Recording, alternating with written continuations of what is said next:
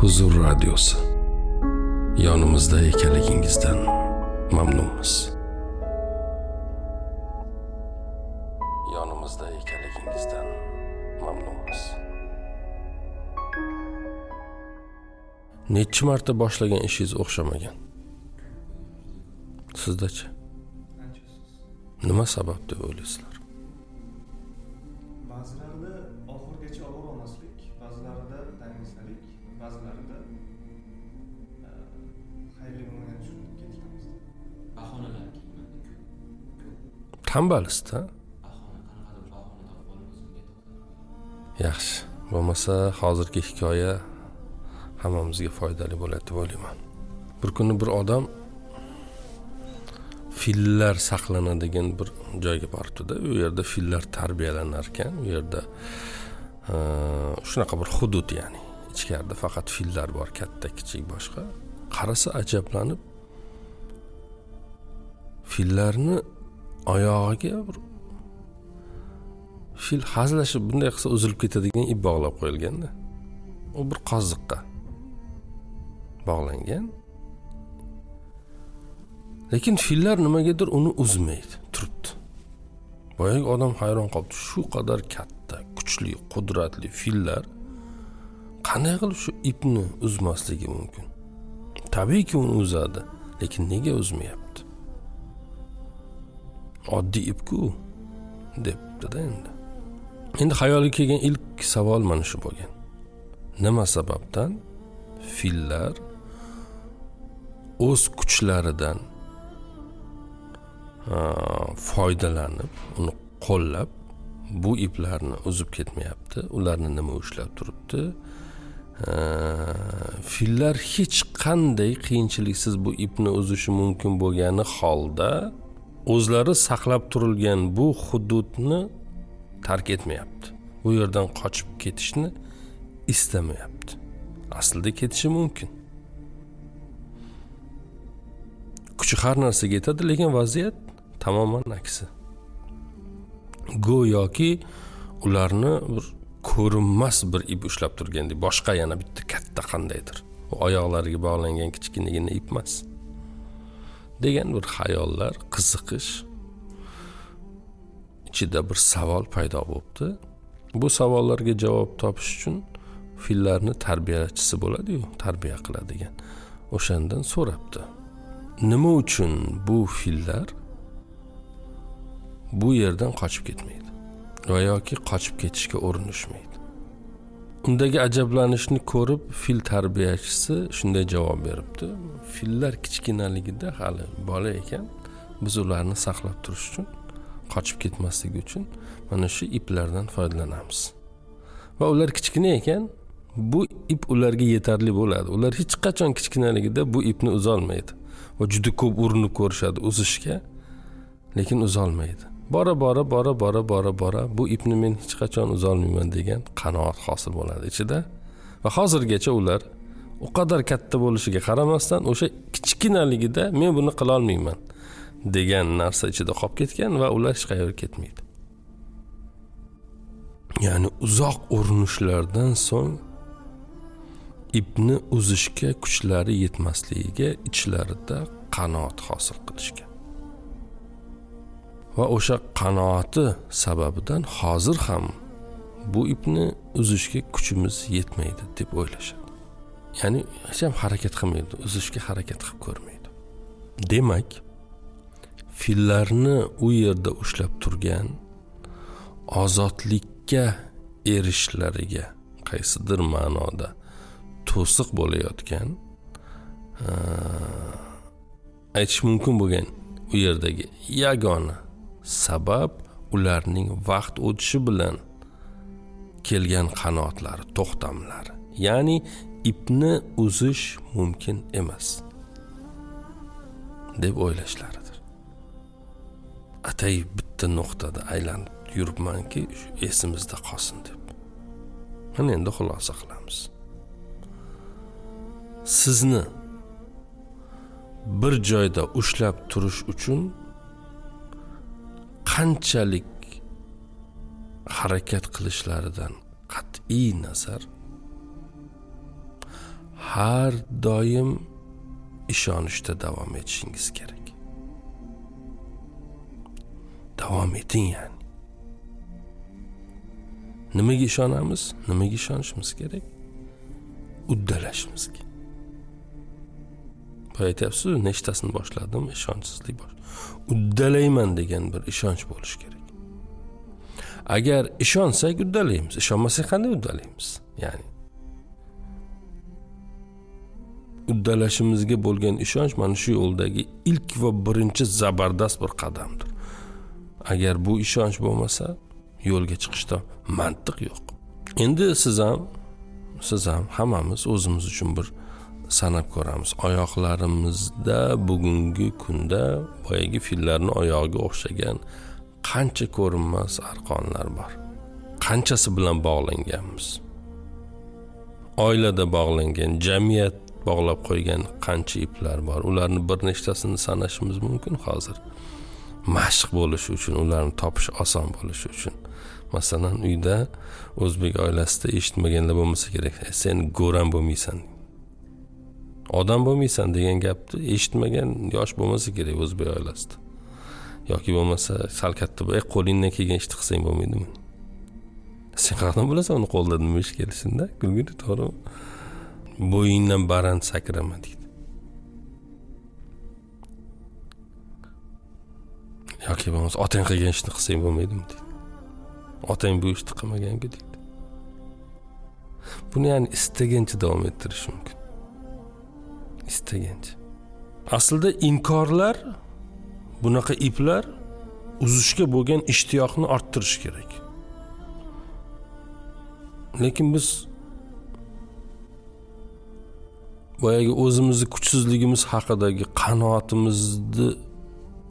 qanoatimiz o qadar kuchliki, bitta ham qadam tashlamaymiz. Boya sanaganimiz iplarning ichida yana bitta ip bor. Bu ip bizni oyog'imizga emas, bo'ynimizga bog'langan. Go'yoki endi. Bilasizmi oti nima? Menga nima? Bu shunchaki bu bir ip emas bu. Oddiy ip emas, bu bir xastalik, bir kasallik bu. Shu darajada chirkin bir xastalikki, bu xastalik bilasizmi qachon o'rtaga chiqadi? Bizdan bir narsa kutilgan paytda. Bizga kimnidir ehtiyoji bo'lgan paytda. Yoki ehtiyoji paydo bo'lgan bir paytda bizga menga nima deymiz va nima qilamiz? Unutamiz. Bir qo'shnimiz bo'lishi mumkin, bir do'stimiz bo'lishi mumkin. Yoki taniganimiz kimdir bo'lishi mumkin.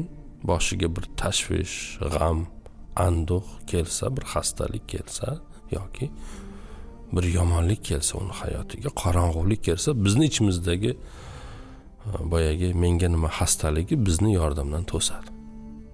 Tushundingizmi? Ammo ularning hayotiga yaxshilik kelsa-chi, yaxshilik sodir bo'lsa-chi, masalan, biror mansabga ko'tarilsa, erishsa, biznikidan balandroq uy qursa va yoki dabdabaliroq to'y qilsa, o'sha payt menga nima demaymiz-ku? To'g'rimi? Bu yerda o'z aytishimiz kerak, menga nima deyishimiz kerak, lekin bu yerda biz unaqa demaymiz. Uyqularimiz qochib ketadi. To'g'ri? Hayotimizning mazmuni ketib, ko'zlarimizni oldi qorong'ulashib, yegan taomlarimizdan ta'mlar qochib, hech narsada bir ma'no ko'rinmay qoladi. Toki o'qigan ishda undan ortig'i bilan qilmasak. Hojiboy Tojiboyev aytgandek, tom ustiga chiqib bayroq dem ilib qo'ymasak, ko'nglimiz tinchimaydi. Agar bizni bu bedorligimiz ularga yordamimiz kerak bo'lgan paytda shunday bedor bo'lganimizda edi, uyqularimiz qochib ketganda edi.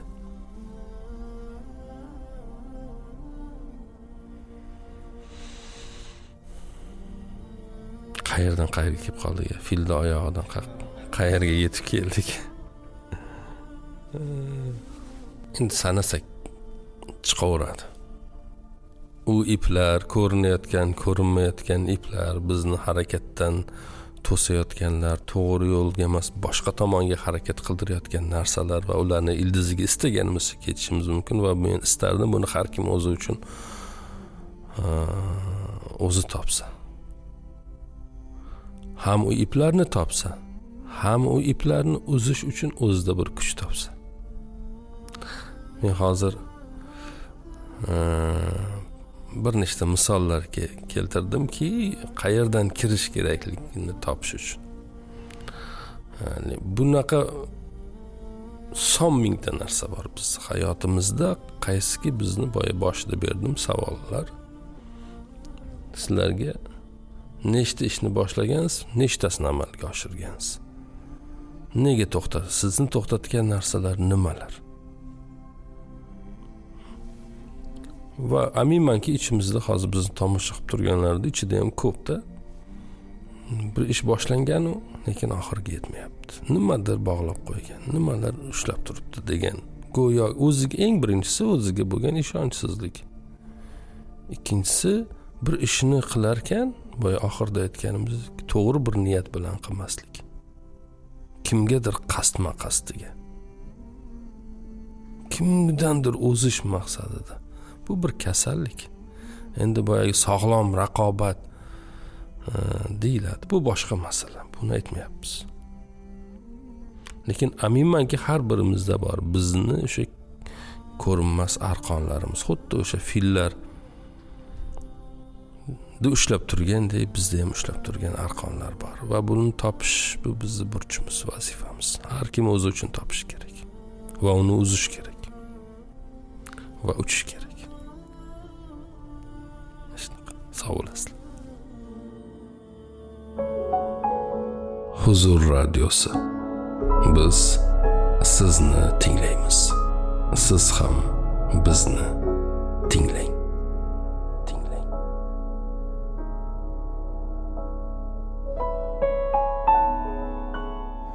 İbrahim Sakron bir kitobida yozadi, bolamni qahramon tilidan yozyapti. Bolamni ko'tarib zinadan tushayotganimda oyog'im toyib ketdi va yiqilishni boshladim. Va o'zim bilmagan holda, o'zim sezmagan holda o'sha yumalash, o'sha yiqilish jarayonida bolamni himoya qildim. Va hech bir ziyon yetkazmasdan bolamni yerga qo'ydim va u ham hech narsa bo'lmaganday yurishda davom etib ketdi. Qizim deyapti. Meni ahvolim achinarli edi. Hamma joyim shilingan, boshqa bo'lgan, yorilgan, ko'kargan, qonagan. Men buni o'zim istab, ya'ni bolamni asrashim kerak degan bir xayol bilan qilmadim. Buni men tabiiy amalga oshirdim. İçimdan kelgan bir narsa bilan o'sha yiqilish paytida men hatto qo'lim bilan o'zimni ushlab yo u muvozanatni saqlashga urinmadim. Faqat bolamni ushladimki, unga hech narsa bo'lmasin. Yerga qo'yishim bilan u ham nima qildi? Xuddi hech narsa bo'lmagandek yurib ketdi. Yana bir kuni ishdan keldim. Ishdan juda ham och kelganman. Sabrim uncha chidamayapti. Ayolim aytdiki, ovqat qilyapman. Siz yaxshi ko'rgan ovqatni taom tayyorlayapman, lekin biroz kechroq tayyor bo'ladi. Sabr qiling. Sabr qildim, lekin kun bo'yi ishda bo'lganim uchun, boshqa ko'chada bo'lganim uchun juda ham holsizlanib ketyapman. Va u taom dasturxonga kelishi bilan o'g'lim chopib keldi. Va taom istadi. Men uni qanchalik kutib turishimga qaramasdan tabiiy bir holatda men uni ovqatlantirishni boshladim. Men hozir o'g'limni ovqatlantirishim kerak, keyin o'zim ovqatlanishim kerak degan bir insof qilganim yo'q unga. Men buni tabiiy ravishda amalga oshirdim. Masalan, onalar, biz hammamiz, siz onangiz ham, men onam ham, hamma farzandlari uchun jonini beradi. Buni biz ko'rganmizda. nimalar qilishmaydi-da. Masalan, meni onam meni bilim olishim uchun qilgan harakatlarini men hech qanaqasiga to'la olmayman-da, ya'ni uni iloji yo'q. O'ziga qilmagan harakatlarini bizga qiladi-da. Zirabcha kirsa badaningizga, ularni taomini ta'mi ketadi, tunlarini uyqusi ketadi, kunini mantig'i ketadi. Har narsasi ketadi. Va ota-onalar buni istab, bu meni bolam, men bu yerda bir qayg'urishim kerak, qayg'urish meni vazifam deb qilishmaydi. Bilasizmi, Qur'onda birorta joyda bolalaringizga ovqatlantiring, ularni kiyintiring, ularga yaxshi qarang degan joyi yo'q. Birorta joyda yo'q. Lekin tamoman aksi bor, ota-onangizga mehr ko'rsating. Chunki Alloh azza va jalla u hisni bizni ichimizga solib qo'ygan, bolaga bo'lgan nimani. Bizga u aytilmasa ham qilamiz-da. Sog'lom odamga bu narsa eslatilmasa ham u ishni baribir qiladi, to'g'rimi? Tushundingiz-a? Ota-ona uchun farzand nimaligini buni tushundik, to'g'rimi? Endi Qur'ondan bir oyat o'qib beraman. Ma'orij surasi 11-oyatda aytiladiki, o'sha kun azobi badaliga o'z farzandlarini fido qilsa.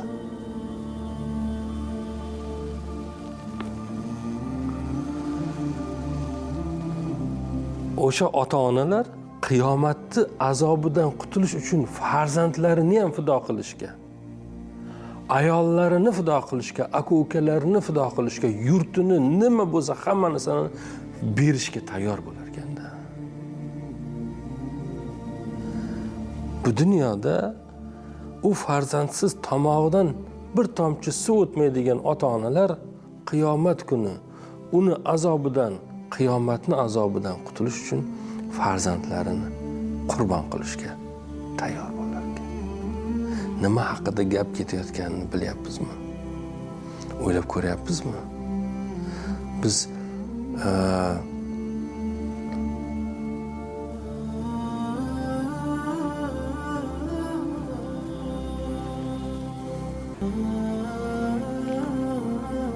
bizga ish buyurgan ishxonamizdagi boshliq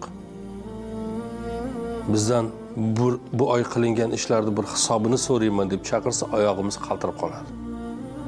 Javob bera olamanmikin, yo'qmikin? Biror narsa esimdan chiqib qolmadimikin? Hammasini vaqtida qildimmikin? Jazolaydimikin, mukofotlaydimikin deb oyog'imizdan mador ketib, hayotimizda ma'no qolmay qoladi. Ha? U kim u? O'zimizga o'xshagan bir odam. Mansabi bizdan ustun. U bizni bir boshlig'imiz, bizga ish bergan odam. Bizga ish buyuradigan odam. Biz uni qul emasmiz. U bizni yaratmagan. Lekin u bizdan hisob so'rayman desa, bir oy qilingan ishlarni hisobini so'rayman desa, oyog'imizdan mador ketadi. Alloh azza va jalla bizni yaratgan, bizga dunyoni bergan, rizqlantirgan, yo'qdan bor qilgan, bir oy uchun demayapti. Butun hayotimiz uchun bizga bergan har narsasi uchun hisob so'raydigan kunim bor deyapti. Biz kechalari xurrak otib uxlayapmiz. Maza qilib.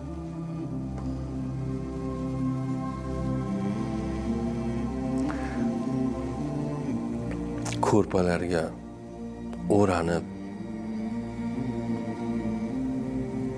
yumshoq o'rinlarda rohatlanib uxlay olyapmiz. U qadar xotirjam, u qadar befarq odamlarmiz.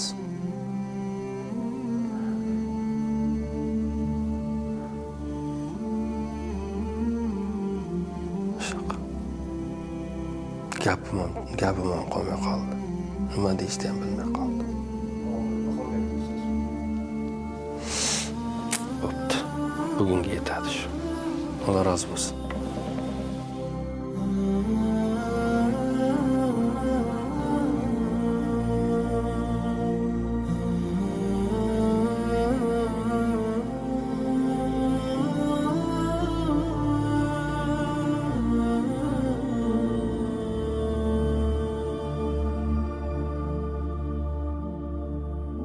Huzur radiosi. Huzur radiosi. Oila davrasida ishonch bilan eshiting. Ishonch bilan eshiting.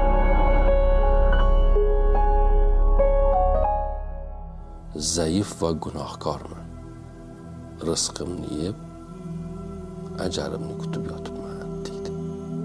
Ozgina bilimi bilan ko'p hukm berayotgan odamlarni yaxshi yomonga, jannati do'zaxiga, oq va qoraga, halol haromga ajratayotganlarni ham ko'ramiz. Hadsizlarni. Oralarida tabiblar va kasallar bor edi. Na bir davolovchi qoldi, na bir davolanuvchi qoldi. Sizlardan birontangiz najotga chaqiriqni eshitsa, emaklab bo'lsa ham borsin dedilar. Bismillahirrohmanirrohim.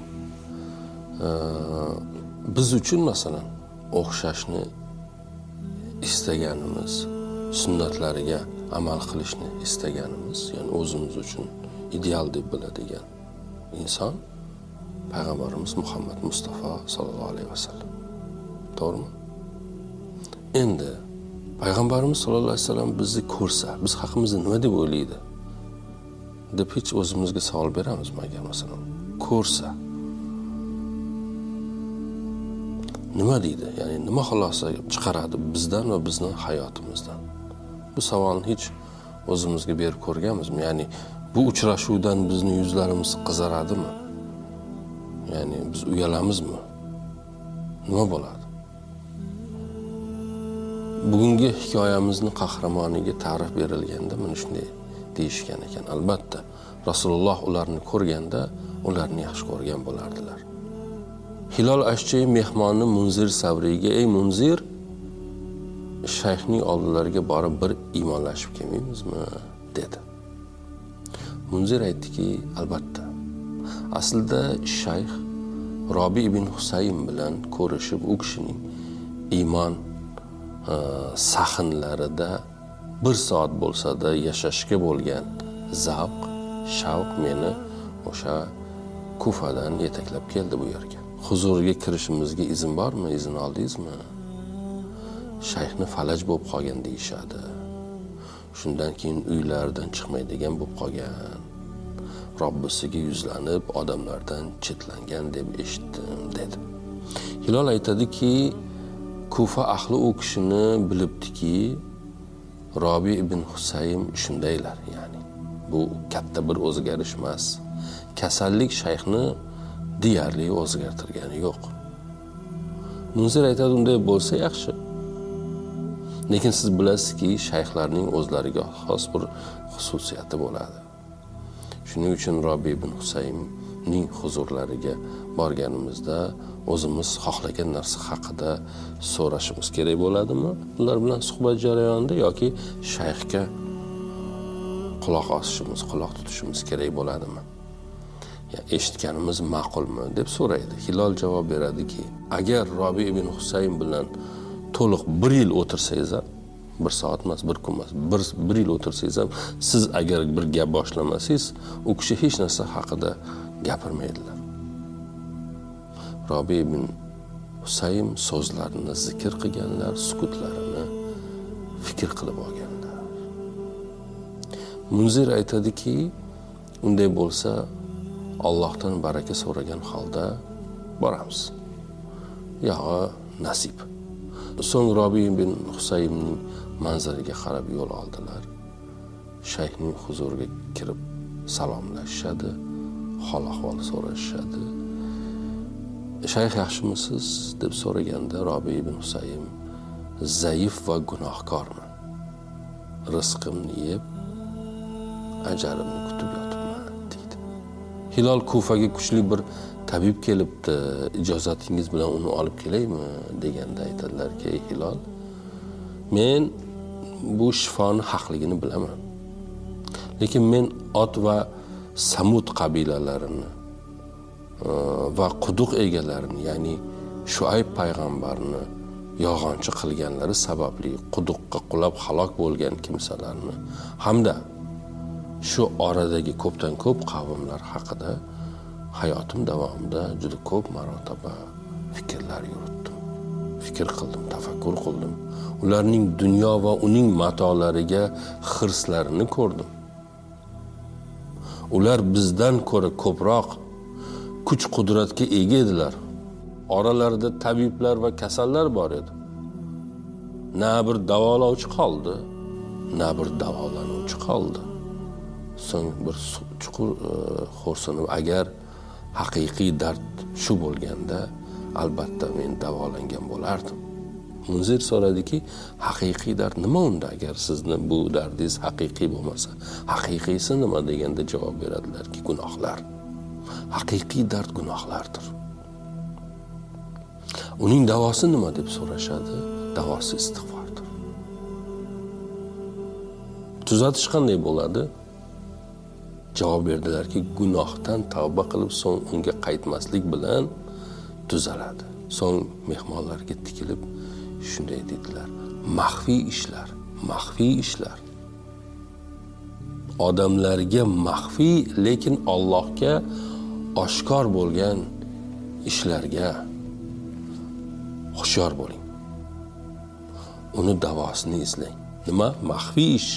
Maxfiy ish 2 marta Allohga oshkor u boshqalarga maxfiy bo'lgan ishlar. Uni davosi. Uni davosi nima deb so'rashdi? Xolis tavba qilishdir deb javob berdilar. So'ng o'zlari ham yig'lab yuborgan ekanlar. Hatto ko'z yoshlari o'sha soqollarini ho'l qilib yuborgan deyishadi. Munzir yana so'raydi: sizday odam ham yig'laydimi? Robi ibn Husaym: hayhot, nega yig'lamayin?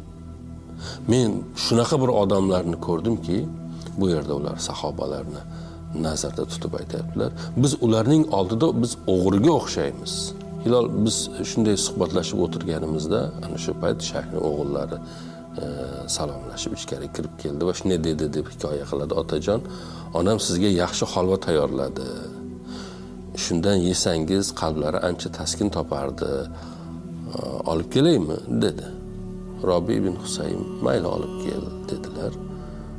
Shayxning o'g'li holvani olib kelgani chiqib ketdi. Xuddi ana shu payt eshikni taqillatib bir tilanchi bir narsa so'rab kelib qoldi. Hilol aytadilarki, men hovliga kirib kelgan odamga diqqat qildim. O'rta yoshli kishi, kiyimlari yirtiq, og'zining so'lagi oqib yotibdi, bir aqli pastroq odam. Ko'zimni undan uzmasdan qarab turdim. Shayxning o'g'li holvani olib keldi. Shayx holvani tilanchining oldiga qo'yishni ishora qildi. Holva tilanchining oldiga qo'yilgandan keyin o'sha tilanchi so'lagini oqizib o'sha holvani yeyishga kirishib ketdi. Va ana shu holda uni yeb bitirdi. Robi ibn Husaymning o'g'li: Allohning rahmati bo'lsin sizga otajon. Onam atayin buni sizga tayyorlagandi. Shundan tamaddi qilishingizni biz ham xohlagandik. Siz bo'lsangiz nima yeganni ham farqiga bormaydigan, bilmaydigan. Mana bu kishiga hammasini yedirib yubordingiz, dedi ranjit ichida. Robi ibn Husaym: ey o'g'lim, u bilmasa ham Alloh taolo biladi, dedilar va ushbu oyatni o'qidilar. Suygan narsalaringizdan infoq ehson qilib bermaguningizcha hargiz yaxshilikka, ya'ni jannatga yetmagaysiz. Har qanday narsani infoq qilsangiz, albatta Alloh uni bilur. Ali Imron surasi 92-oyat. Ana shu payt shayxning yaqinlaridan biri kelib: ey Abu Yazid, Fatima roziyallohu anhoning o'g'li Imom Husayn qatl qilinibdi dedi. Robi ibn Husaym: inna lillahi va inna ilayhi rojiun deb Zumar surasining 46-oyatini o'qigan ekanlar. Ayting: ey Alloh, ey osmonlar va yerni ilk yaratuvchi zot, ey g'aybu shahodatni, ya'ni yashirin va oshkor narsalarni biluvchi zot. Yolg'iz o'zingina bandalaring o'rtasida ular ixtilof qilib o'tgan narsalar haqida hukm qilursan. Lekin shayxning bu degani xabar keltirgan kishiga biroz kamlik qiladi shekilli. Uning o'limi haqida nima deysiz deb so'raydilar. Shayx javob beradilarki, nima ham derdim. Allohga qaytishadi va hisob kitoblarini ham Alloh qiladi deyman. Yigitlar, mana shu yerda hikoyadan ozgina nima qilamiz? Chekinish qilamizda, fikr bildirmoqchiman. Mana payg'ambarimizning nevaralari o'ldirildi va bu voqea haqida shayxdan kelib so'rashdi. Shayx nima deb javob berdilar? Allohga qaytishadi va hisob kitoblarini ham Alloh qiladi. Endi biz bugun musulmonlar o'rtasida xato qilayotganlar bo'lishi mumkin, adashayotganlar bo'lishi mumkin. Bilmadim, noto'g'ri bir qadamlar tashlayotganlar bo'lishi mumkin. Biz nimagadir o'sha shayxlar, buyuk shayxlar, zuhd ahlini qo'l bilan sanaydigan zuhd ahlini ichida bo'lganlar, olimlar, tobiinlarning ichidagi saralari, sahobalarni ko'rgan odamlar. Qarangda, nima deyapti? Allohga qaytishadi va hisob kitobini ham Alloh qiladi. Men hukm bera olmayman deyapti. Hukm qila olmayman men. Bugun biz atrofga qarasak, ozgina bilimi bilan ko'p hukm berayotgan odamlarni yaxshi yomonga, jannati do'zaxiga, oq va qoraga, halol haromga ajratayotganlarni ham ko'ramiz. Hadsizlarni. Shayxning yoniga kelgan mehmonlardan Hilol aytadilarki, qarasam peshim vaqti yaqinlashib qoldi deydi. Men shayxga aytdim, shayxim menga bir nasihat qiling. Nasihat qildilar, ey Hilol, odamlarning maqtashlari seni mag'rurlantirib qo'ymasin. Zero ular seni faqat tashqi tomoningni biladi. Sen bo'lsa o'zing amalingga qaytuvchisan. Allohning roziligi maqsad qilinmagan har qanday amal sarobdir. Munzir aytadilarki, men ham aytdim, menga ham nasihat qiling dedim. Menga ham nasihat qildilar. Aytdilarki, ey Munzir, bilgan narsalaringda Allohdan qo'rq. Bilmaganingni esa biluvchisiga topshir. Birortangiz Parvardigoro, men senga tavba qilaman deb keyin tavba qilmasa, bu bitta yolg'on bo'ladi. Lekin Parvardigoro meni tavba qilishga muvaffaq qilgin desa, shunda bu duo bo'ladi. Ey Munzir, tahlilni, ya'ni la ilaha illallohni, hamdni, alhamdulillahni, takbirni, Allohu akbarni, tasbihni, subhanallohni aytish, yaxshilikni so'rab, yomonlikdan panoh istash, amri ma'ruf va nahiy munkar qilish hamda Qur'on o'qishdan boshqa so'zlarda yaxshilik yo'qdir degan ekanlar. Yana aytgan ekanlarki, bu dunyoda aytgan har bir so'zing yozilib u dunyoda o'qib eshitiriladi. Men hisob kitob kunida nomai amolim o'qib eshitirilgan bir paytda unda bir bayt she'r topilishini xohlamayman dedilar va bizga yuzlanib o'limni ko'p eslaylar. Zero u siz kutayotgan mehmoningizdir. Mehmonning g'oyibligi uzayib ketgan bo'lsa, uni tashrifi yaqinlashadi. So'ng yig'lab qachon yer chilparchin qilinganda, zilzila bo'lganda, Parvardigoringizning hukmi va farishtalar saf-saf bo'lib kelganda, ya'ni jahannam ham o'sha kunda yaqinlashtirib qo'yilgan bir paytda, ana shu qiyomatda biz nima qilamiz dedilar. Hilol Ashja'iy Robi ibn Husaym so'zlarini tugatmadilar ham deb hikoyani davom ettiradi. Peshin namoziga azon aytilib qoldi. O'g'illarga qarab, qani kel, muazzinning chaqirig'iga biz ijobat qilaylik dedilar. Shayxning o'g'li bizlarga qarab masjidga olib chiqishga yordamlashib yuboring, Alloh ajringizni bersin dedi. Shayxni ko'tardik. o'ng qo'llarini o'g'illarining yelkasiga, chap qo'llarini mening yelkamga qo'yib masjidga yo'naldik. Uning oyoqlari yerni chizib borardi. Shunda Munzir aytdi: "Ey Abu Yazid, sizning bu holingizda namozni uyingizda barpo qilishga ruxsat berilgan-ku?" deb so'radi. Shayx javob berdilarki: "Shayx, Robi ibn Husaym, ha, sen to'g'ri aytding. Lekin men muazzinning najotga kelinglar degan chaqirig'ini eshitdim.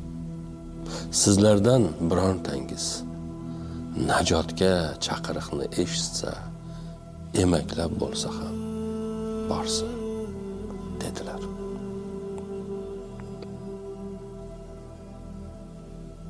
Bir kuni onalari yarim kechasi uyqudan uyg'onib qarasa, yosh o'g'illari hali ham joy namozi ustida tik turib Allohga munojat qilayotgan, namozga g'arq bo'lgan holda ekanligini ko'radi va o'g'liga aytadiki: "Ey bolam, Robi, uxlamaysizmi?"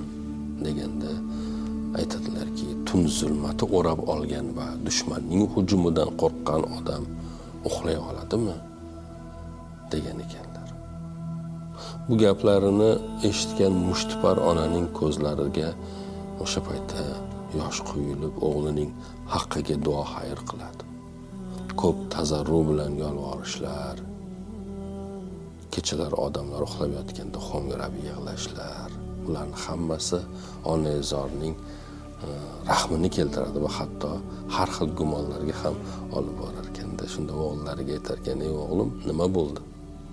Sizga nima bo'ldi? Balki kattaroq bir jinoyat, bir gunoh nimadir bo'ldimi? Yoki odam o'ldirdingiz, nimadir?" Javob bergan ekanlarki: "Ha, ona, men odam o'ldirdim." Onalari aytgan ekan: "Kimni o'ldirding, bolam? Uni oilasiga o'rtaga odam qo'yib iltimos qilsak, balki kechirishar. Seni bu yig'lashlaringni, kechalardagi nolalaringni bilsa, albatta rahm qilishadi, bolam" degan ma'noda.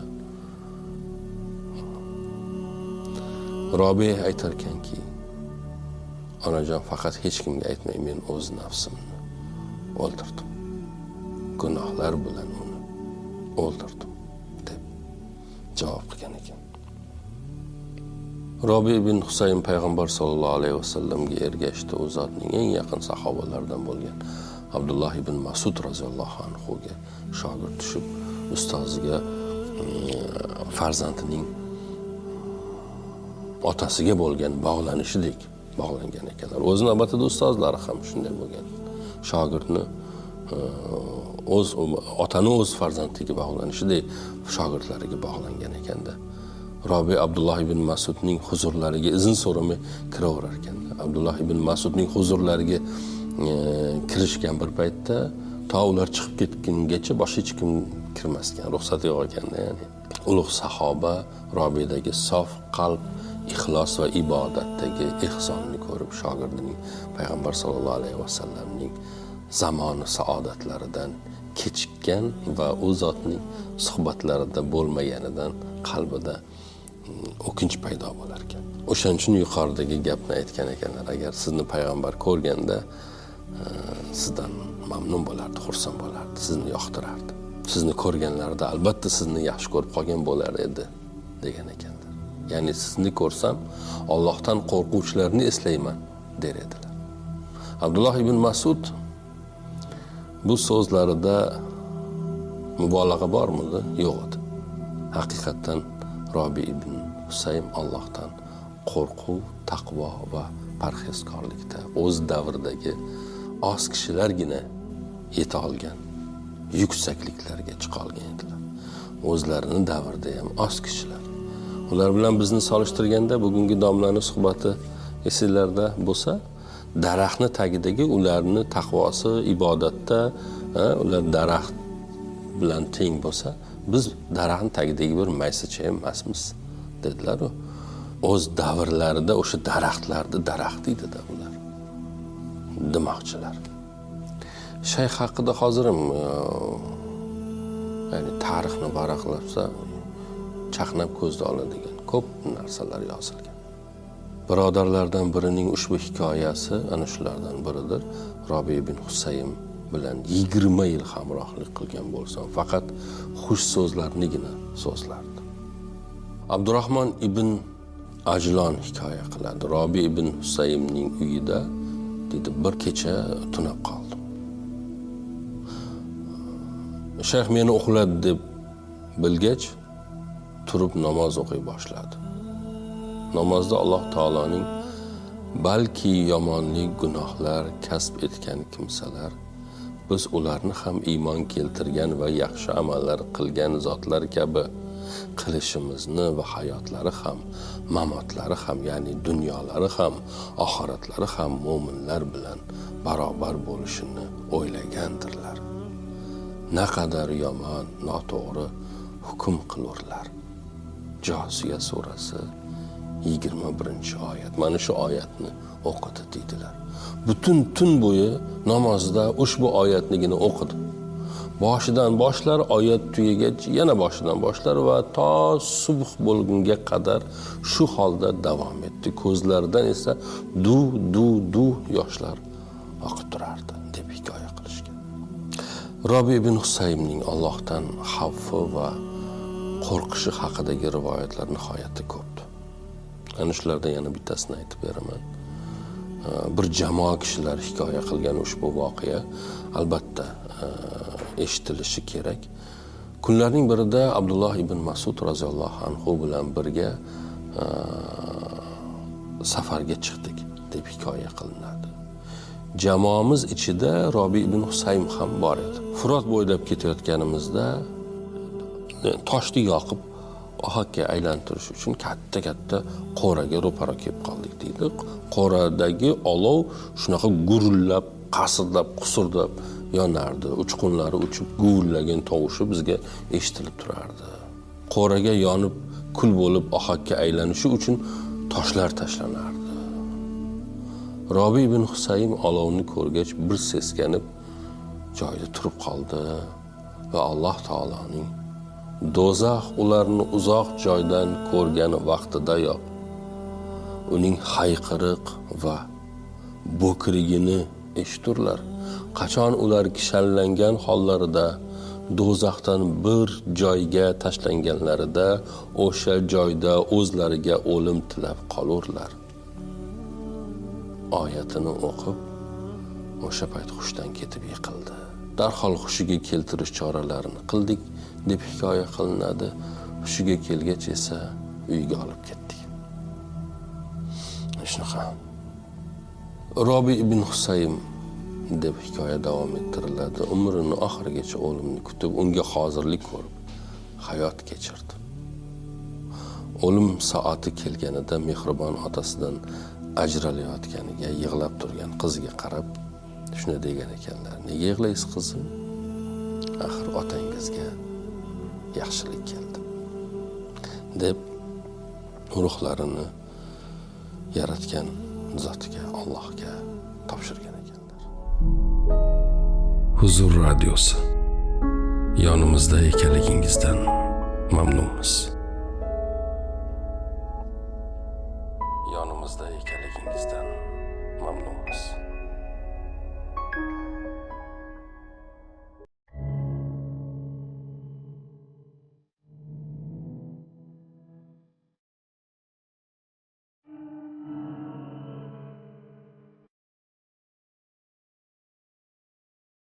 Barchaga assalomu alaykum. Yana bir bor xush kelibsizlar. Sizlarni ko'rib turganimizdan juda ham xursandmiz. Bugun inson haqida gaplashamiz, o'zimiz haqimizda gaplashamiz. Bizni haqiqiy ma'noda inson bo'lishimizga yetuk bir darajaga, muvaffaqiyatli bir darajaga ko'tarilishimizga sabab bo'ladigan omillar haqida va yana shunday bo'lishimizga to'siq bo'ladigan omillar haqida gaplashamiz. Marsliklar yerda hayot borligi haqida ma'lumot topishsa, xuddi mana biz boshqa sayyorada hayot bormi deymiz-ku. Tasavvur qiling, endi marsliklar o'ylasa, yerda hayot bormikin desa va topishsa, yerda eng rivojlangan mavjudot inson, ya'ni bashar deyishadi. Va ular aytishadiki, Hurmatli marslik olimlar, biz yerda aniqladik. Haqiqatdan ham hayot bor ekan. U yerda inson, ya'ni bashar degan bir mavjudot bor ekan.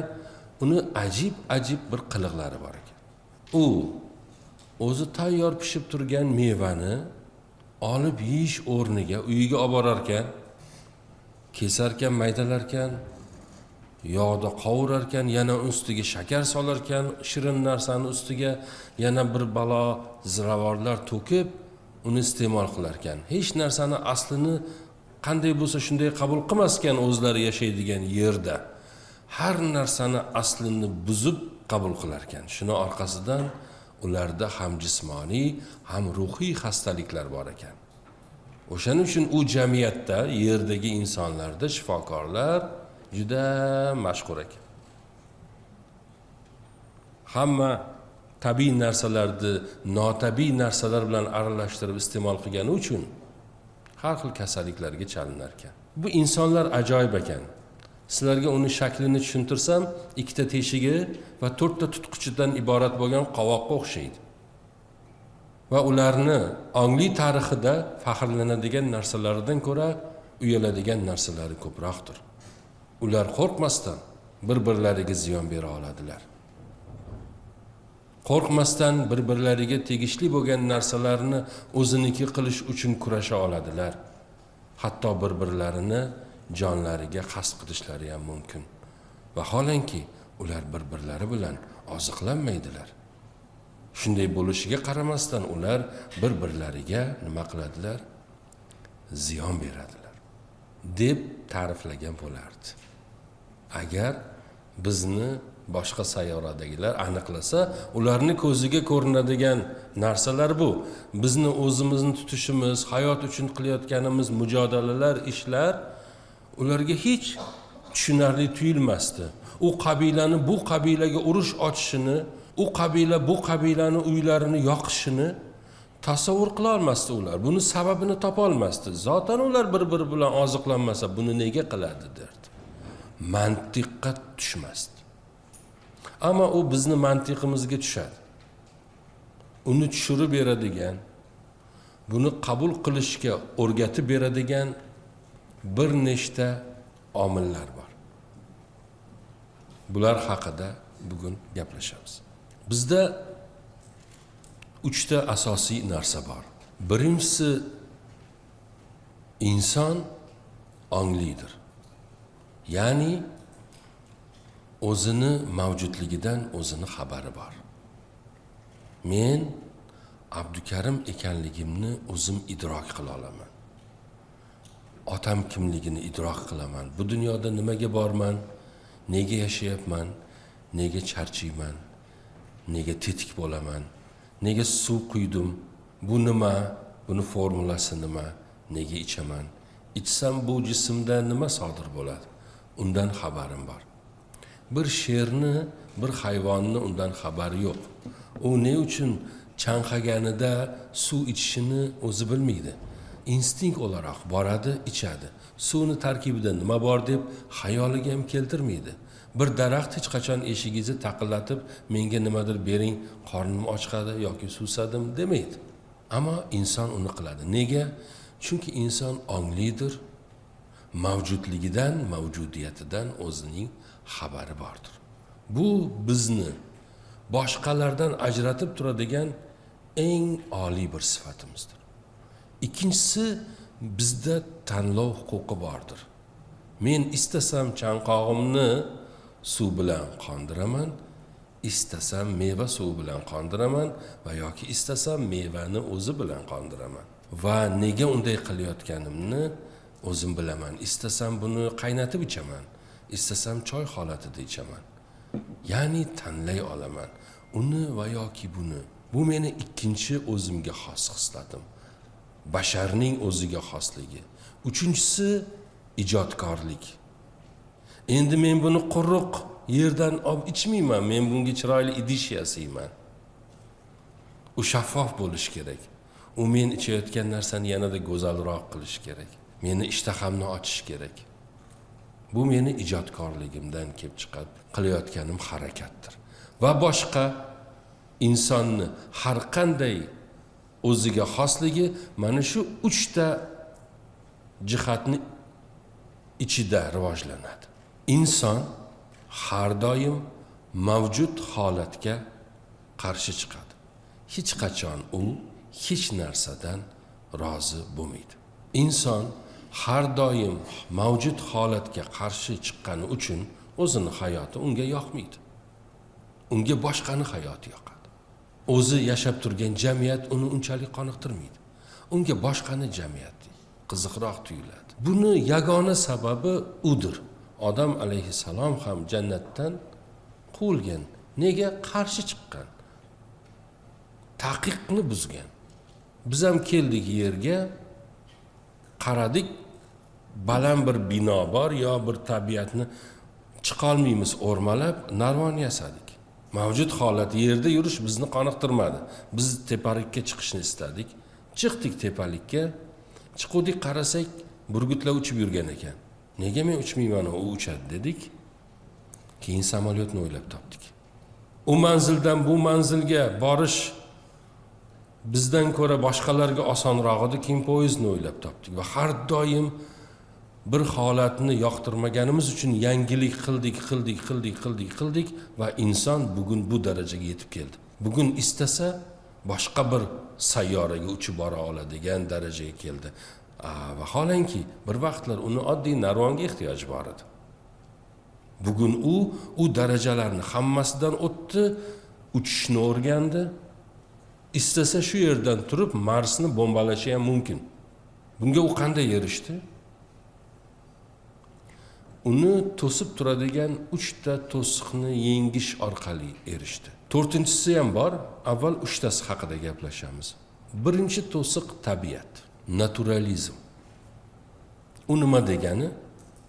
Ular aytadiki, naturalistlar aytadiki, inson tabiatning bir qismidir. U tabiat qonunlariga tobedir. O'zi hech narsani o'zgartira olmaydi. Tabiatga bo'ysunishga majbur. Oddiy hayvondan uni deyarli farqi yo'qdir. Biz bunga nima qilamiz? Qarshi chiqamiz. Nega? Inson tabiatni bir bo'lagi ekan qismiga qarshi chiqmaymiz. Biz qarshi chiqadigan qismi uni idrok qismidir. Tanlov huquqi va ijodkorlik va onglilik hissidir. Uni inkor etishgani uchun yoki unga kamroq baho berishgani uchun biz buni ha deb qabul qila olmaymiz, lekin to'lig'icha inkor ham etmaymiz. Bu birinchi to'siq. Bizni rivojlanishimizga qarshi chiqadigan to'siq tabiatdir. Ikkinchisi tarixdir.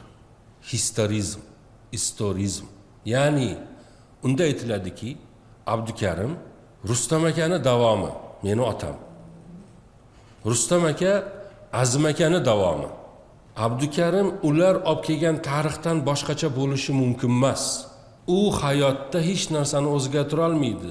Chunki ungacha u tarix yozilgan, chizilgan. Biz uni inkor etamizmi?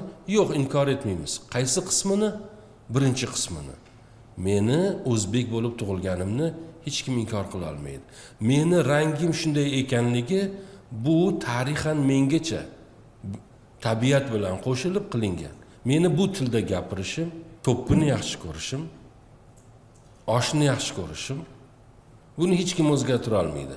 Ammo men uni ustiga yangi bir narsa qo'yishim, otamdan yaxshiroq bo'lishim, otam qilgan xatolarni qaytarmaslikka urinishim, bu tarixni o'zgartirishga bo'lgan urinishimmi? Agar ular aytganday, olmani tagiga faqat olma tushsa, unda men bu tarixni o'zgartira olmayman. Men olmani tagiga olma tushmasligini yo'lini o'ylab topish darajasiga yeta olamanmi, yo'qmi? Bugun insoniyat oyga uchdi, uchmasligi kerak edi, ammo uchdi. Nega endi faqat olmani tagiga olma tushishi kerak, tushmasligi kerakdir balki? Muhim savol. Tarix va tabiat budur. Va uchinchisi jamiyat. Sotsiologizm. Ya'ni Abdukarim o'zi tug'ilib o'sgan mahalladagilardan ko'p ham farq qilmaydi. U yerdagi odamlarning axloqi qanday bo'lsa, uni ham axloqi o'sha darajada bo'ladi. undan farqli bo'lishi mumkin emas. Uni odobi, axloqi, tutumi, atrofga munosabati, yaxshilikka, yomonlikka munosabati o'sha qishloqdagilar, u tug'ilgan joydagilar bilan, u jamiyat bilan bir xildir. U yerda o'g'ri ko'p bo'lsa, bu ham o'g'ri bo'ladi, u yerda to'g'ri ko'p bo'lsa, bu ham to'g'ri bo'ladi. Ulardan boshqacha bo'lmaydi. Shu 100 tani bittasi bo'ladi baribir. To'g'rimi bu? To'g'ri. Jamiyat shunday ta'sir qiladi. Tabiatchilar aytadi, tabiatdagilar. Bir odam cho'lga o'xshagan joyda tug'ilgan bo'lsa, uni tabiati, kayfiyati, yeydigan taomi, o'zini tutishi boshqacha bo'ladi. Bir odam dengizda tug'ilgan bo'lsa, dengiz sohilida uni o'zini tutishi, tabiati boshqacha bo'ladi, hayotga bo'lgan munosabati boshqacha bo'ladi, hayotini o'tkazish usuli boshqacha bo'ladi. Cho'ldagi ot minib o'tkazsa, daryodagi qayiqda o'tkazadi. Bunisi cho'ponlik bilan rizqini tersa, unisi ovchilik bilan rizqini topadi. Bularning hammasi bor narsalar. Lekin bugun insoniyat u bir darajaga yetib keldiki, tabiatni bu ta'siridan qutulishni o'rgandi inson. Bugun inson cho'lni o'rtasida muhtasham shaharlar qurishni uddalayapti. Dubayni qarang, masalan.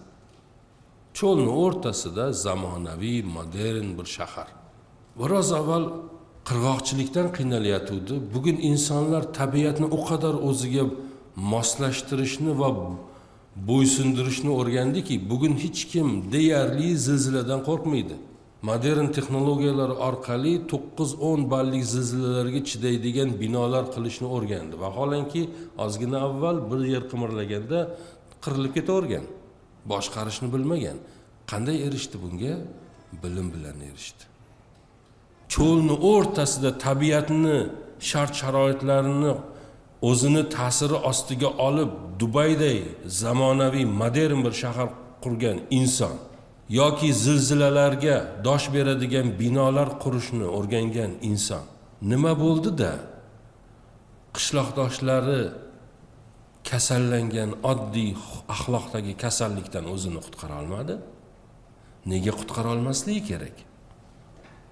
Biz bularni inkor etmayapmiz. Aytayapman, tabiatni ta'sirini inkor etmayapmiz. Tarixni bizga ta'sirini inkor etmayapmiz. Jamiyatni bizga ta'sirini inkor etmayapmiz. Biz ularni aksincha qabul qilamiz va yechim o'laroq bugungi texnologiyadan, bilimdan, ilmdan foydalanib, uni foydamizga, bizni nafi tegadigan holatga olib kelishga harakat qilamiz. Qanday qilib? O'rganish orqali. Siz aytishingiz mumkin. Men shunday bir jamiyatda tug'ildim. Otam shunday edi, oilada tarbiya usuli bunday edi. Bizga imkoniyat berilmadi. Meni bobom shunday bo'lgan. Men oilada hech mehr ko'rmaganman. Men bir zolim otani qo'lida katta bo'lganman. Men ko'p kaltak yeganman. Men bolaligim deb o'tmang. Biz bahonalarimizni aytayapman-da. Hammamizda bor bahonalarni aytayapman. Biz qachon muzeyga borsa, otam bormagan muzeyga nima qilaman men borib? Qachon bir san'at asarini ko'rding? Qaysi san'atkorni taniysan? Qaysi yozuvchini bilasan? Otang qilgan ishni qilsang bo'lmaydimi? Bo'yingdan baland sakrama. Baland dorga osilma kabi bizni ritorikamizda ishlatadigan gaplarimizda mana shunaqa o'zimizni kamsitish bor. Masalan, eng meni jahlimni chiqaradigan o'zbekchilikda deydi. Bir yaxshi ishga aytmaydi shuni. Qovun tushsa aytar. O'zbekchilikda bo'laveradi deydi. Nega unaqa deysan? Nega endi o'zbekchilikda bo'lmaydi, o'zbekchilikda unaqa yo'q. Nega o'zingni yerga urasan? Nega o'zingga bergan bahoying past? Biz har doim ezilgan bir o'laroq yashadik.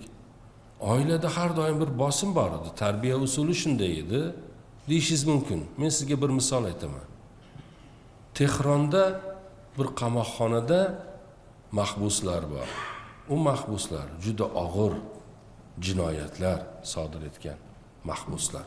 Odam o'ldirgan balki. Ya'ni og'ir jinoyatlar ko'p yilga.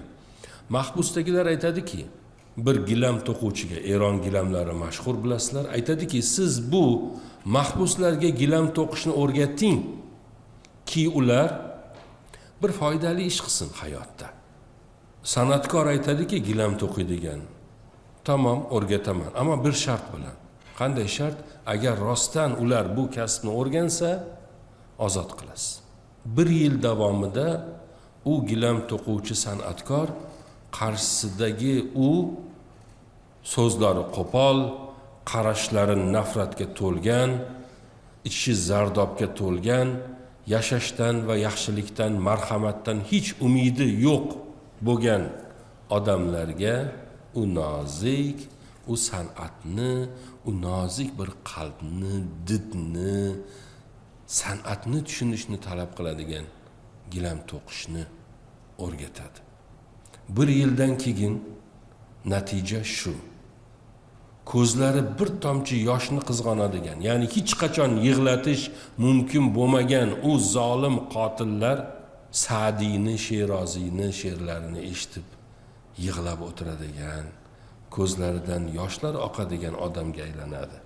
Agar jamiyat qanday bo'lsa biz ham shunday bo'lamiz degan tushuncha to'g'ri bo'lsa edi, u odamlar hech o'zgarmasligi kerak edi. Ular unday tarbiya topgandi. Agar bu fikr to'g'ri bo'lsa, biz bugun hech kimni yomonligi uchun jazolamasligimiz kerak emasmi? Uni o'zi aybdor emas, jamiyat aybdor degan bir bahona hammasini ustini yopmaydi. Biz bugun kimlarnidir jazolayotgan bo'lsak, uni ayblayapmiz degani. Demak, uni bir narsada o'zini aybi bor. Tanlovni u qilgan. Meni nima aloqam bor? Men bu yerda tug'ildim. Bu oilada men tug'ildim. Bu jamiyatda bu yomonlikka meni aloqam yo'q. Otam shunday edi. Lar bahonalardir. Men omadsizroqman. Oilada kitob o'qish bizda odat bo'lmagan. Hech qachon san'at badiiy akademiyaga bormaganman. Oilada hech bizda unaqa odat yo'q. Oxirgi O'zbekistondan chiqqan tasviriy san'at asarini bilmayman. Amaliy san'atdagi naqqoshlarni tanimayman. Deyish u bizni bahonalarimiz xolos. Ular bor zotan bu jamiyatda, har doim bo'lgan. Uni tanimagan bizmiz. Tanishni istamagan bizmiz.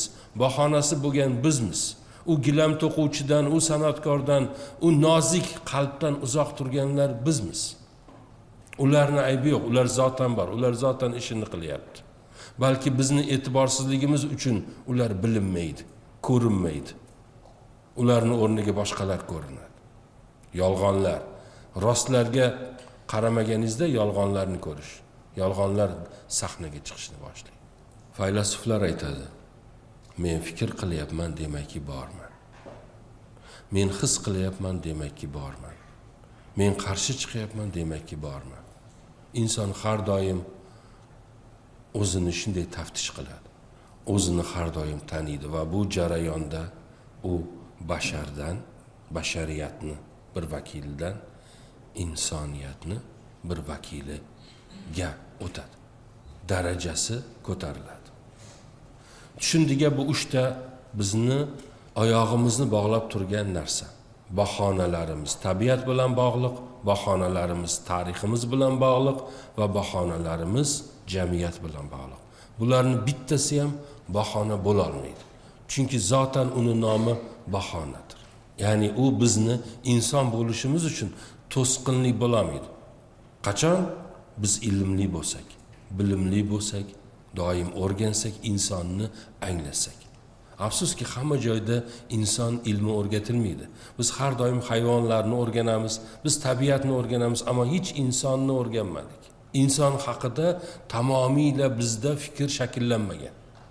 Biz uni biologik holat haqida fikrga ega bo'lishimiz mumkin, biz uni psixologik holat haqida fikrga ega bo'lishimiz mumkin, ammo biz uni aslini hali ham bilmadik.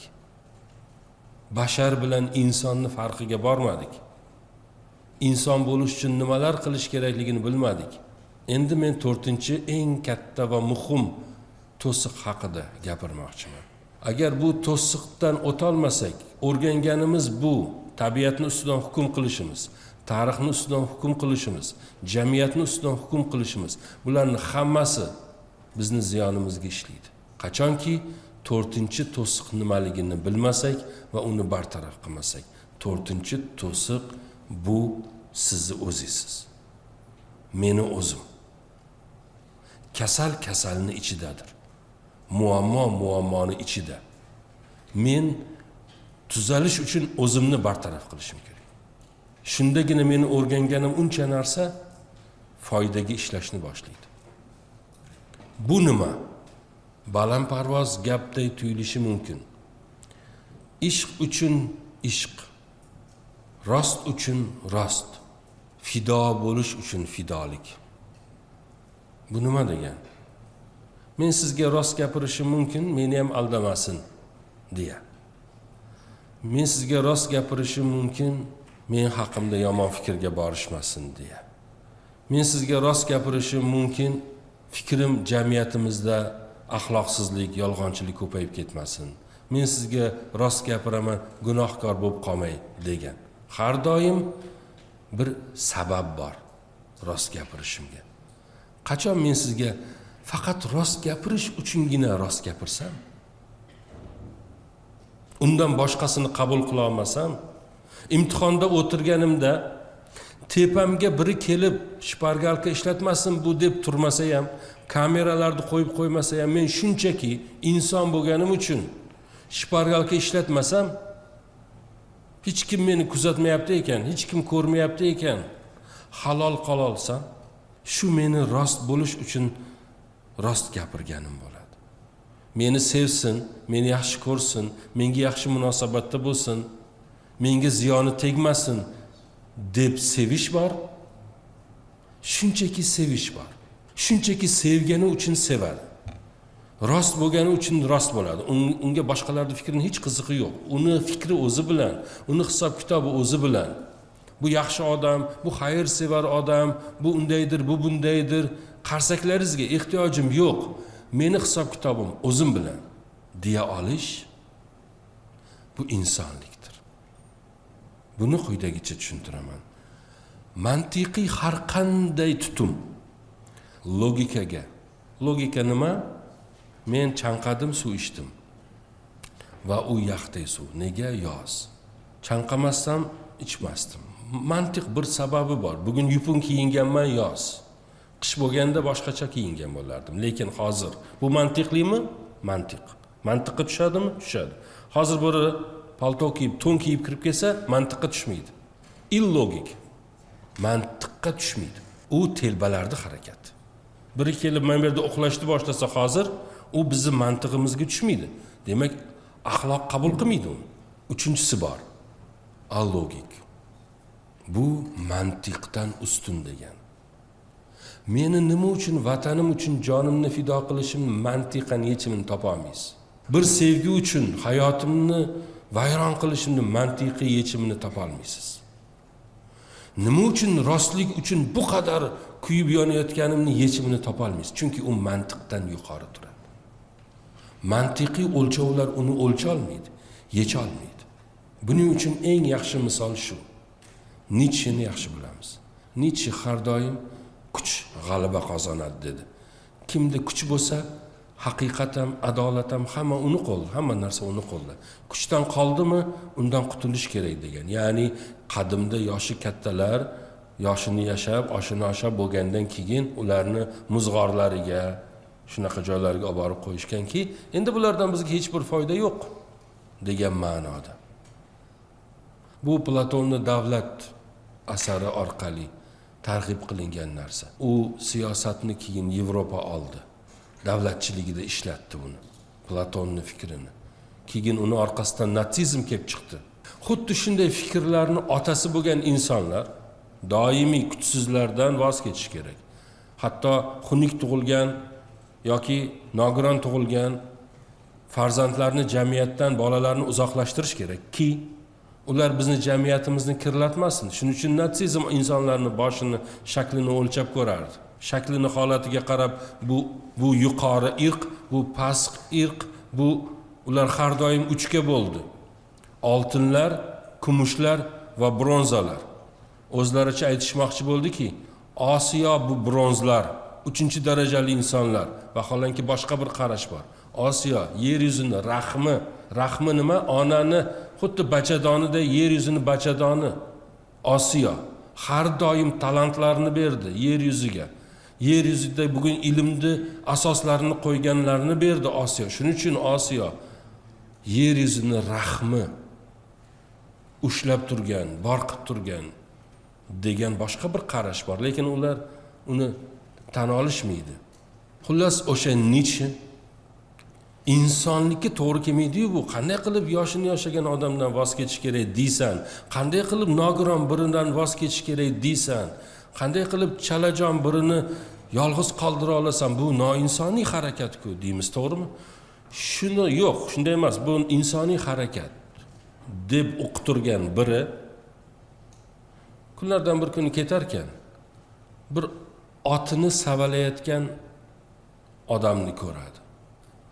Oti ustidagi yuk og'irlik qilib bir joydan o'tolmay oyog'i singan va u otning egasi otni ustidagi yukni tushirmasdan turib otni savalayapti, o'rnidan turishga majbur qilyapti. Nietzsche bu holatni adolatsizlik deb biladi va boradi. Sen qanaqa insonsan? Buni oyog'i singan bo'lsa qanday zulm qilyapsan bunga? deydi va u yerda u nozik Nietzsche u baquvvat otboqar bilan mushlashib ketadi va u yerda kaltak yeydi. U kaltak natijasida hayotini so'ngi bitadi, o'ladi yani. Bu qanday sodir bo'ldi? U kuchsizlarni yo'q qilish kerak deydigan odam nega oyog'i siniq ot uchun jonini fido qildi?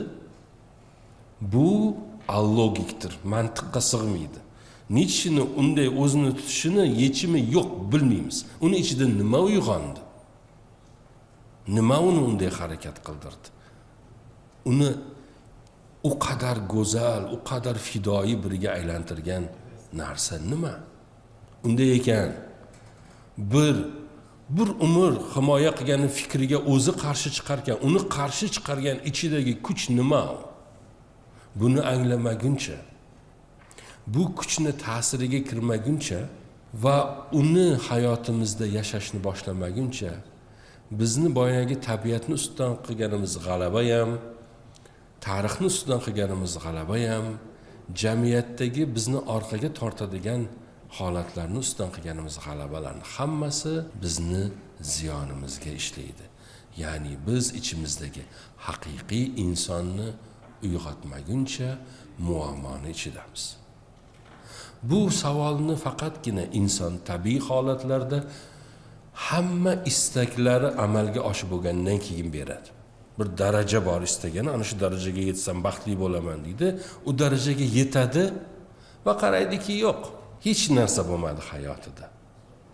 Yolg'iz qoladi, baxtsiz qoladi va muhim savollari bo'ladi. Ana o'sha holatdan keyin kelgan savollar hozir men sizga aytgan savollar bo'ladi. Bugungi suhbatimizning eng muhim tomoni shu. Bu savollarni biroz oldinroq berish imkoniyatimiz bor. Tamomiyla taslim bo'lishimiz shart emas, ya'ni. Inson bugun boyagi tarixni ustidan g'alaba qozondi dedik-ku. Bu nima degani? Bir jamiyat, mana bizda shunaqa gaplarimizni ishlatamiz. Biz falon davlatdan 50 yil orqadamiz deymiz. Nimaga ko'ra? Chunki tarixiy bir jarayon bor. Bir ketma-ketlik bor. Bu dunyo ketma-ketlikka qurilgan. Biri non yeyish uchun bug'doyni ekish kerak, o'stirish kerak, un qilish kerak, non yopish kerak, keyin yeydi. Bu proseslarsiz bug'doyni olishi bilan nonni istolmaysiz. Bu dunyo shunday joy. Shuning uchun biz aytamizki, falon davlat bizdan 50 yil oldinda yoki bu jamiyat bizdan ilgarilab ketgan. Nega? Bu ketma-ketlikni biz ham yashaganimizdan keyin u darajaga yetib kelamiz degan tushuncha bizga singdirilgan. Lekin bugun insoniyat yana bilim orqali bu ketma-ketlikni ham, bu 50 yilni o'rtadan 1 yilda ko'tarib tashlashni uddalay oldi.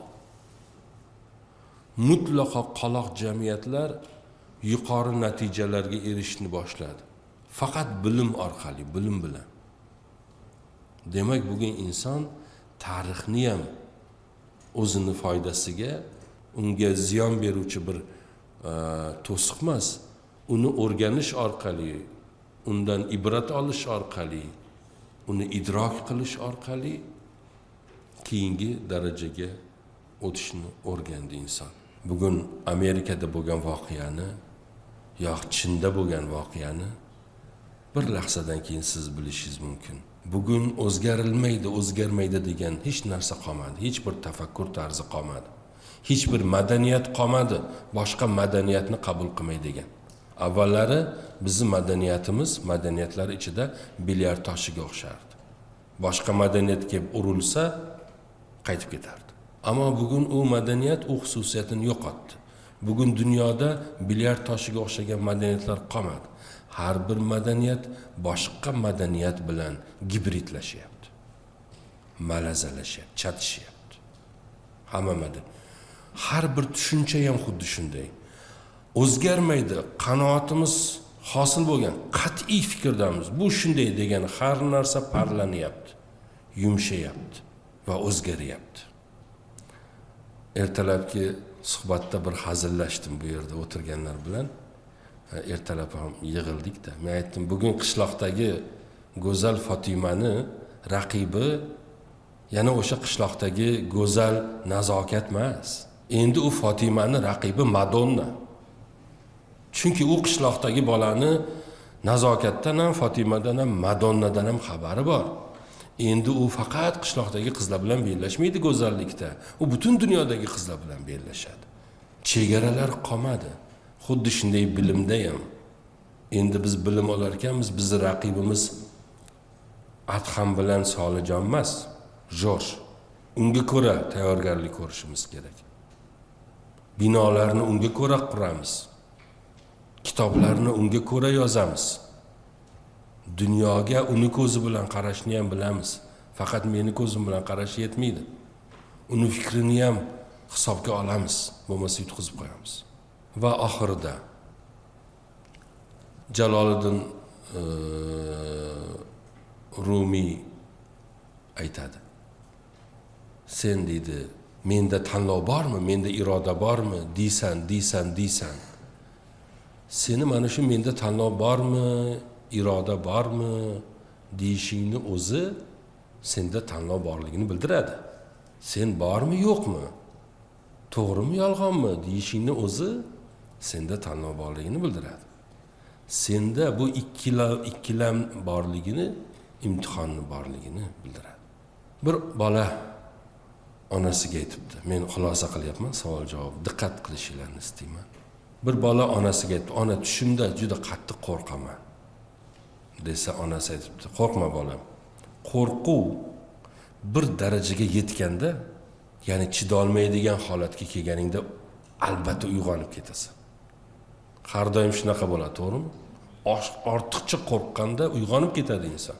Men undan keyin o'ylaymanki, agar bu dunyoda biz ham bu sinovlardan o'tishga qiynalsak, chidolmay qolsak, kuchimiz yetmay qolsa, uyg'onamiz.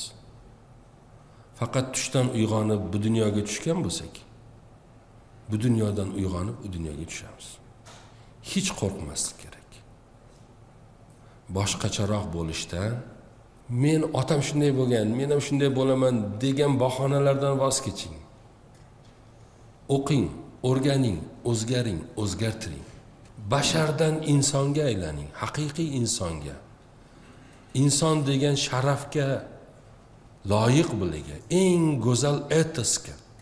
Etisdan talab qilinadigan marhamat, odob, axloq, rostlik, adolatni o'zingizda rivojlantiring.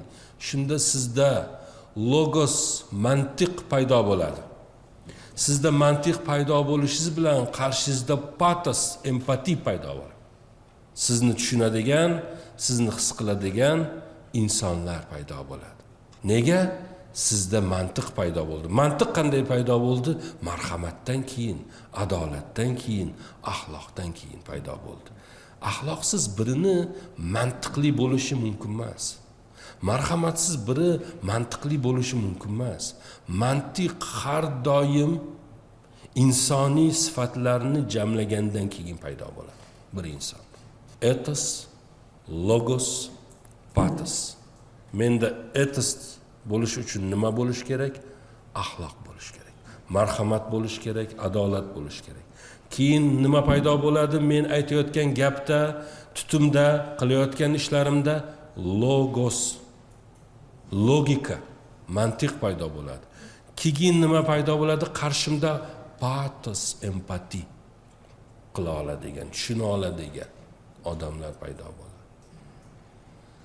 Inson paydo bo'ladi, ya'ni menda. Va yana buni nega qilishim kerak?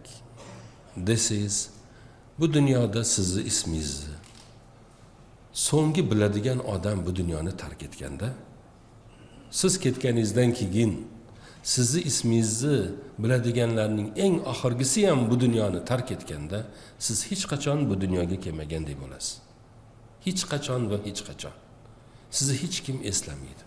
Bugun dunyo eslaydigan odamlar juda ko'p emas. Vaholanki milliardlagan insonlar kelib ketdi bu yerga. Demak, bizda ozgina vaqt bor va unutilish bor. Buni unutmang, rahmat. Huzur radiosi. Biz sizni tinglaymiz. Siz ham bizni tinglang.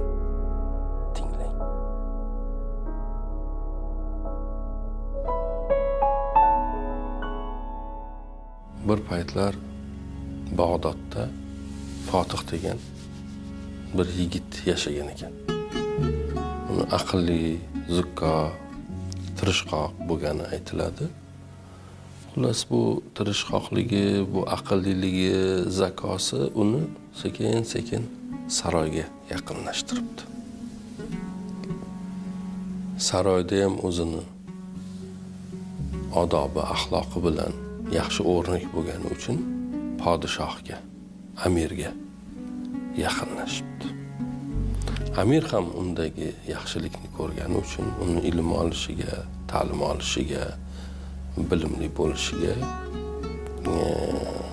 yordamchi bo'libdi. Bag'doddagi eng yaxshi olimlardan ta'lim olishiga sabab bo'libdi. Ya'ni ko'p mehr qo'yibdi. Fotih bir kuni daryo bo'yiga borib suzmoqchi bo'libdi. Lekin suzishdan ham uncha xabar bo'lmagani uchun hamda daryo juda jo'shib oqayotganligi uchun Fotihni oqizib ketibdi.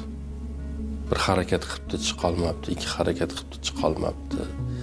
Toshdan toshga urilibdi. Qarasa hech qutulishning imkoniyati yo'q. Hayotdan umidini uzibdi. Cho'kishni boshlabdi. Kutilmaganda bir daraxtning shoxiga qo'llari ilinibdi va u shoxga tirmanib o'sha daryo chekkasida bir qoyani pastki qismida jon saqlashga musharraf bo'libdi. Lekin u yerdan chiqib ketadigan joy yo'q ekan. U yergacha keldi, endi u yerdan chiqib olish ham bir amr mahol ekan. Ya'ni bir kishining ishi emas ekan. Yordamsiz u yerdan chiqish imkonsiz bo'lgan bir joyga tushib qolibdi. Qirg'oqning shunday bir joy. Bu arada saroyda Fotihning yo'qolib qolgani xabari tarqaydi.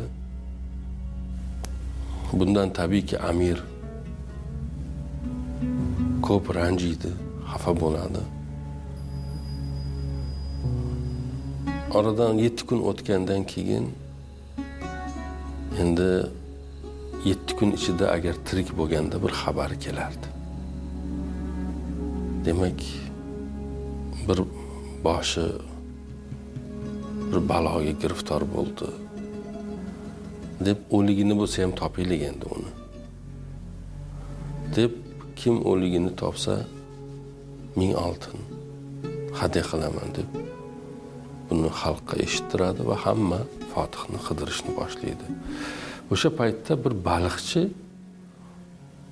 daryodan suzib o'tarkan Fotihni o'sha qirg'oqdagi qoya tagida ekanligini ko'radi. Lekin uni qutqarmaydi. Podshohning oldiga boradi va deydiki: "Ey podshohim, siz o'ligiga 1000 oltin beraman dedingiz. Tirigini topib kelsam qancha berasiz?" Podshoh aytadi: 5000 oltin beraman. boradilar, Fotihni qutqaradilar. Podshoh xursand bo'ladi va aytadiki, endi xazinalarni eshigi ochilsin, xalqqa ehson tarqatilsin, katta dasturxon yozilsin. Fotih ham 7 kundir hech narsa yemagandir, taomlanamiz deganda Fotih aytadiki, yo'q amirim, meni qornim to'q. 7 kundami hech narsa yemasdan qanday to'q bo'lish mumkin? Yo'q amirim, 7 kun har kun bir marta savatda daryodan non oqib keldi. Va men qutulib qolgan joyda o'ra suv aylanadigan joyda o'sha yerda bir aylanadi. Men u yerdan bir savat nondan o'zimga yetganicha olaman, bitta ikkita, keyin yana bir aylanib boshqa qilib oqadi. Bu nonlarning ustida hammasida Hasan degan yozib bor. Qidirishadi, topishadi nonvoy Hasanni. Va deyishadiki, podshoh, sen har kuni shunday daryoga non oqizdingmi? Oqizdim. Ustiga ismingni yozdingmi? Yozdim. Nega qilding bu ishni? Chunki Allohning do'stlaridan biri aytdiki, yaxshilik qil, suvga ot. Agar u yaxshiliging rostdan ham yaxshilik bo'lsa, albatta o'zini egasini topadi va uni senga bir javobi keladi bu hayotda. Chunki yaxshilikni javobi faqat yaxshilikdir. Bizda ham bir ibratli so'z bor. Yaxshilik qil, suvga ot, baliq biladi, baliq bilmasa xoliq biladi kabi. U ham xuddi shunday. Yaxshilik qildim, non pishirdim, suvga otdim. Allohning roziligi uchun. Bu yaxshiligim rostdan yaxshilik bo'lsa, uni javobi tabiiyki yo bu dunyoda yo u dunyoda menga baribir keladi degan bir ishonch bilan buni qildim. Deganda amir aytadiki, seni yaxshiliging haqiqiy yaxshilik bo'lgani sababidan bu senga ajoyib bir javob bo'lib keldi. Biz eng yaxshi ko'rgan vakillarimizdan, saroyimizda vakillaridan Fotihni sen yuborgan nonlar 7 kun ochlikdan saqladi. Endi biz ham seni mukofot bilan siylaymiz. Mana shu katta bir yer senga hadya qilinadi. Deb boyagi novvoy yigit Hasanga katta yerni hadya qilgan ekan. Endi novvoyni chin dildan qilgan u yaxshiligi birini o'limdan saqladi. Bu birini shunchaki non berish emas bu. Buni to'g'ri tushunish kerak. Birini o'limdan saqladi. Bu yaxshilik. Biri o'limdan saqlangani uchun xalqqa ko'p ehson qilinishiga ham sabab bo'ldi. U yaxshilik va yaxshilik egasining o'ziga katta bir mulk bo'lib qaytib keldi va Hasan faqirlik hayotidan qutuldi. Endi mana shu nuqtada bir eslatma. Har bir yaxshilik aslida qaytarish orqali odatga aylanadi. 1000 marta takrorlasa mulk bo'ladi deganlardek, yaxshilik qilish ham uni takrorlash orqali odatga aylanadi. Bir nechta bizneslar egasi bor hamyurtimiz. Bahrom Bahodirov, u ham oxirgi 3 yil ichida tatbiq etib kelayotgani birodarlik madaniyati loyihasi fikrimizni tasdiqlaydi. Xabaringiz bor, Makbro brendining ham asosiy g'oyasi mana shu birodarlik madaniyati, vatandoshlarimizga yordamchi bo'lish ularning maqsadi. Mana shu maqsad bilan barchaning sifatli mahsulot egasi bo'lishi uchun halol va maqbul xizmat turlarini ular taklif qilishadi. Aloqa markazi, kol markazi, pochta xizmati tabiiyki yo'lga qo'yilgan. Ya'ni Apple'dan olgan mahsulotlaringizni sizga ma'qul shartlar asosida trade-in orqali yangisiga almashtirib berish imkonini yaratishadi. Bundan tashqari muddatli to'lov orqali yangi Apple jihozlarini ham qo'lga kiritishingiz, egasi bo'lishingiz mumkin. Ya'ni tom ma'noda bu MacBro mijozlar uchun yaxshi bir xizmatlarni taqdim etyapti desak bo'ladi. Bu tabiiyki sizga bir eslatma o'laroq aytildi.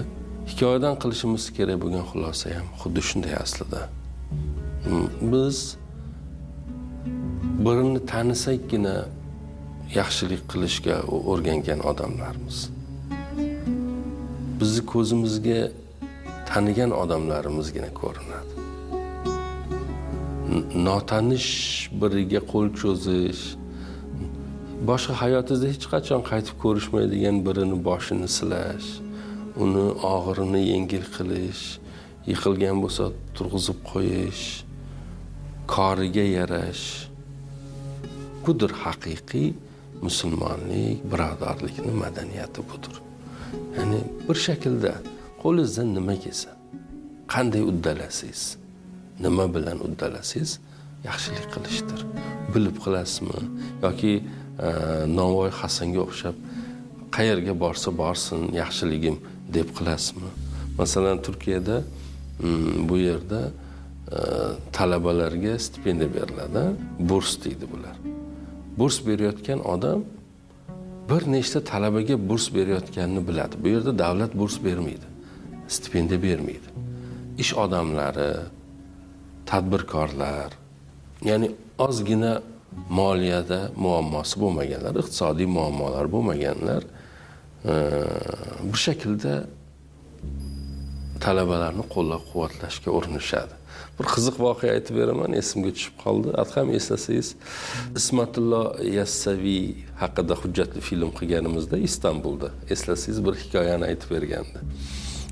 Dediki, men ayolimdan berkitib 4-5 ta talabalarga stipendiya berib yurardim. Ayolim bilsa balki qarshi chiqib qolmasin, bilmay qo'yurgan yaxshi deb 4-5 ta talabaga nima qilardim, stipendiya berardim. Oradan 1 yil, 2 yil o'tdi, bilsam ayolim ham mendan berkitib 5-6 ta talabaga stipendiya berib yurgan ekan. Ya'ni bu yerda bu narsa bir madaniyatga aylangan. Sal imkoniyati bo'lganlar darhol talabalarga yordam berishga kirishib ketadi. Va aksar holatlarda qaysi talabaga yordam berayotganini, stipendiyani kimga berayotganini bilishmaydi. Derneklar orqali berishadi. Dernekdan talaba, ya'ni siz borib u yerdan stipendiya olishingiz mumkin, u stipendiyani kimdan olayotganingizni siz ham bilmaysiz.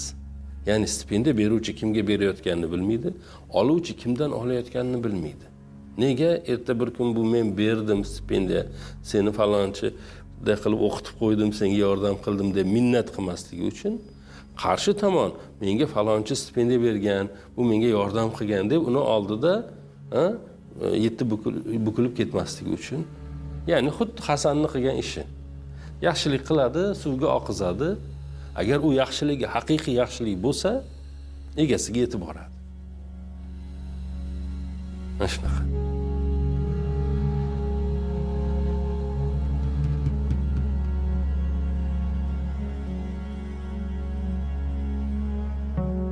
Bugun yetkazmoqchi bo'lganlarim shulardan iborat edi. Aziz boshi zamon yo'llari ravon, yaratganning doimo panohida bo'ling.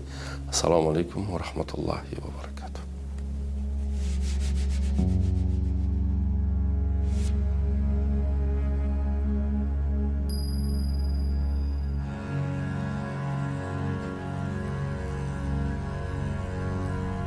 Huzur radiosi. Huzur radiosi. Oila davrasida ishonch bilan eshiting. Ishonch